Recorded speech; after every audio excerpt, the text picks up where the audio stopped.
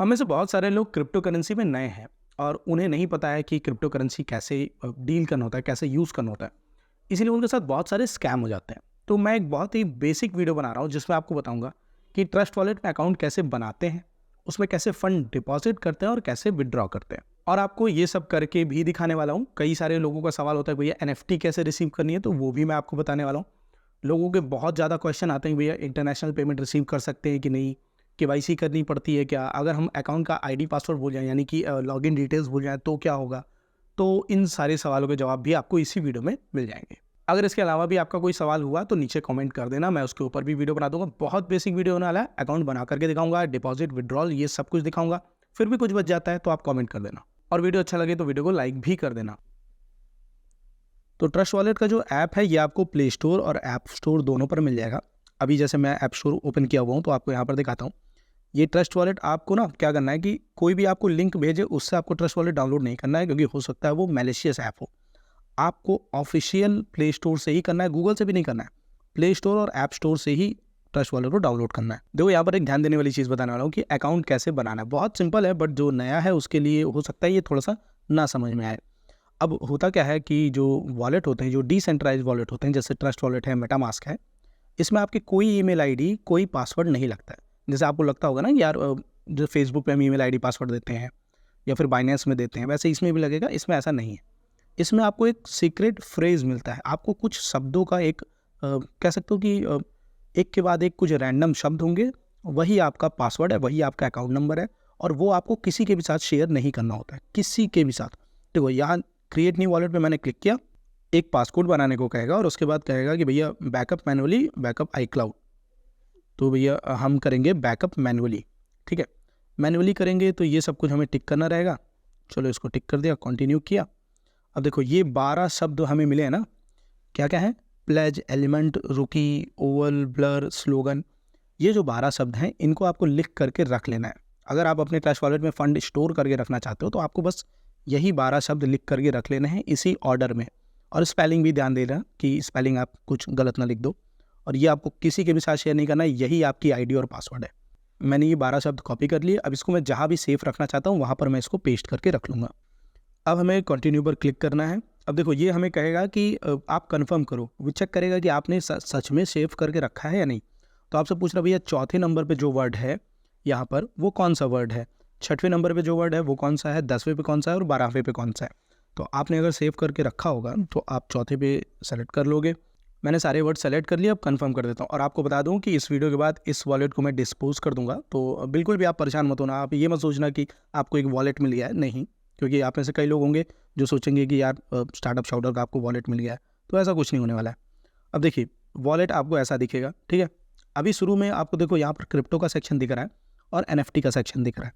पहले क्रिप्टो को डिस्कस कर लेते हैं, फिर उसके बाद हम एनएफटी पे डिस्कस करेंगे। अब कहने को तो यहाँ पर देखने को तो 1 2 3 4 5 5 ही क्रिप्टो दिख रहे हैं। तो क्या आप ट्रस्ट वॉलेट में 5 ही क्रिप्टो है? नहीं। मैनेज क्रिप्टो में जाइए और आपको जो भी क्रिप्टो चाहिए अपने लिस्ट में वो आप यहाँ पर ऑन कर सकते हो, इनेबल कर सकते हो।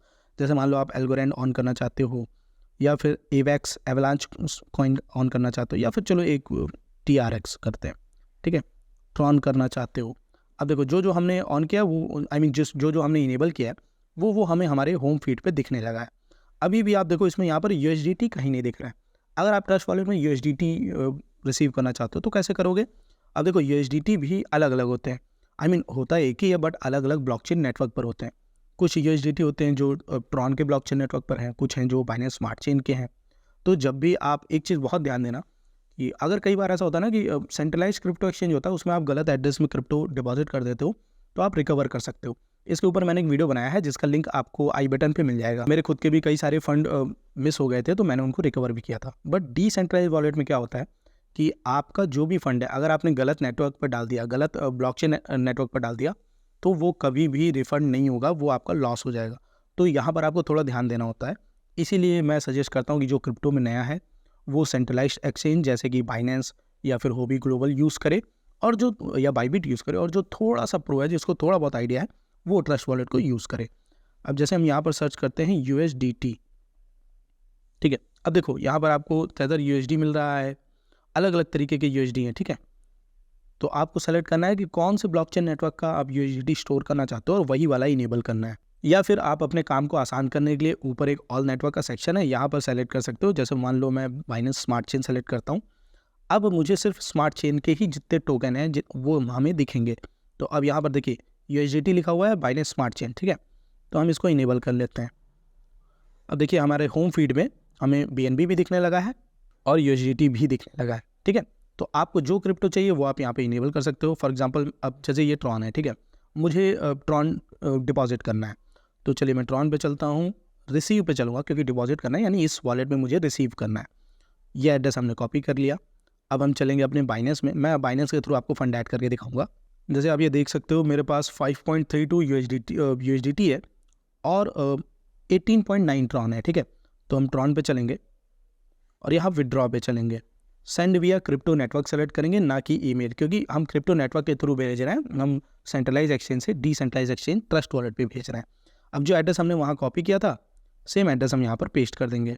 और फिर नेटवर्क पे हम देखिए ये तो ऑटोमेटिकली ले लिया। अगर नहीं लेता है तो आप मैनुअली भी सेलेक्ट कर सकते हो कौन सा नेटवर्क आपको सेलेक्ट करना है। और फिर उसके बाद चलो मैं मैक्स सेलेक्ट कर लेता हूँ और विड्रॉ पे क्लिक कर लेता हूँ।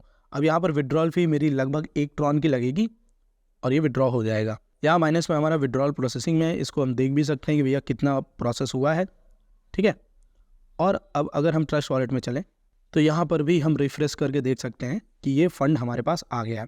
देखिए फ़ंड अभी जस्ट आया है। और अगर आप कहीं पे ट्रांजैक्शन करते हो तो आप ब्लॉकचेन पर भी देख सकते हो कि वो ट्रांजैक्शन कंप्लीट हुआ या नहीं।